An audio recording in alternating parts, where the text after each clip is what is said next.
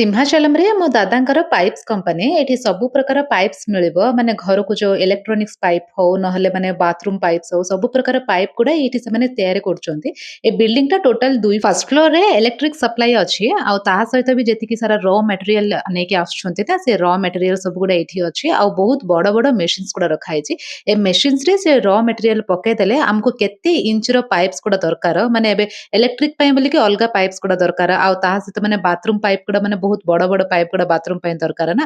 ତ ସବୁ ପ୍ରକାର ପାଇପ୍ ଗୁଡ଼ା ଏଇଠି ହିଁ ବାହାରେ। ଯେତେ ସାରା ୱେଷ୍ଟେଜ୍ ପାଇପ୍ସ ଗୁଡ଼ା ମାନେ ଭାଙ୍ଗି ଯାଇଥିବ ପାଇପ୍ ଗୁଡ଼ା, ଆଉ ତାହା ସହିତ ମାନେ ବାଥରୁମ୍ ପାଇପ୍ ଗୁଡ଼ା ଯୋଉ ସବୁ ଭାଙ୍ଗି ଯାଇଥିବ ନା ସେ ସବୁକୁ ଏମାନେ ର ମେଟେରିଆଲରେ ୟୁଜ୍ କରୁଛନ୍ତି। ସେଇଟା କଣ କି ସେଇଟା ଗୋଟେ ଅଲଗା ମେସିନ୍ ଥିବ, ସେ ଅଲଗା ମେସିନରେ ପକେଇଲେ ଏବେ ଆପଣ ଦେଖୁଛନ୍ତି ନା ସେଟା ମାନେ ଏମିତି କୁଣ୍ଡ ହେଇକି ସେଟା ବାହାରକୁ ଆସିବ।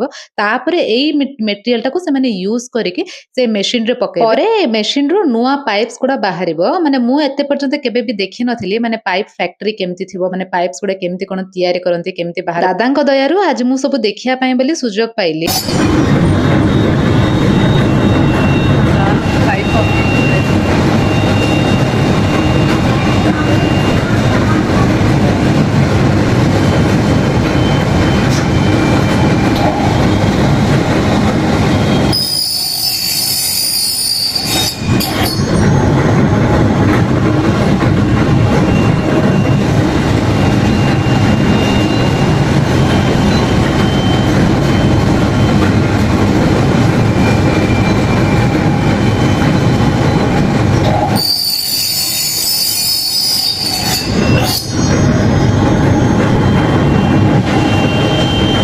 ତଳ ରୁମ୍ର ସାଇଡ୍ରେ ର ମେଟେରିଆଲ୍ସ ଗୁଡ଼ାକୁ ଗୋଟେ ପାଖକୁ କରି ରଖିଛନ୍ତି। ଏଇଟା ସେମାନେ ମେସିନ୍ରେ ଉପରେ ଯୋଉ ଦେଖୁଛନ୍ତି ନା ଆପଣମାନେ, ସେ ମେସିନ୍ରେ ପଡ଼ିବ। ସେ ମେସିନ୍ରୁ ଡାଇରେକ୍ଟ ର ମେଟେରିଆଲ ହେଇକି ବାହାରିବ।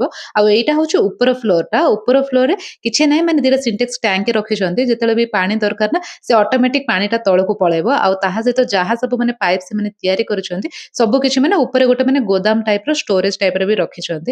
ଯଦି ଆପଣମାନଙ୍କୁ ଘର ପାଇଁ ହଉ, ମାନେ ନୂଆରେ ଯୋଉମାନେ ଘର ବାନ୍ଧୁଛନ୍ତି ସେମାନଙ୍କୁ ଯଦି କିଛି ବି ପାଇପ୍ସ ଦରକାର ତାହେଲେ ମୁଁ ଏଠି ସ୍କ୍ରିନ୍ ଉପରେ ଦାଦାଙ୍କର କଣ୍ଟାକ୍ଟ ନମ୍ବର ଦେଇ ଦଉଛି। ଆଉ ଆପଣଙ୍କୁ ନା ବହୁତ ଡିସକାଉଣ୍ଟ ପ୍ରାଇସରେ ବି ଏ ପାଇପ୍ସ ଗୁଡ଼ା ମିଳିଯାଏ। ପାଇପ୍ସ ଗୁଡ଼ା ମୁଁ ଚେକ୍ କରୁଥିଲି, ବହୁତ ଷ୍ଟ୍ରଙ୍ଗ ହିଁ ଅଛି। ଆଉ ଦାଦାଙ୍କୁ ପଚାରୁଥିଲି କି ଗୋଟେ ଘର ପାଇଁ କେତେଟା ପାଇପ୍ସ ଦରକାର, ସେ କହିଲେ କି ଗୋଟେ ବିଡ଼ା ପାଇପ୍ ଘର ପାଇଁ ଅଣ୍ଟିଯିବ।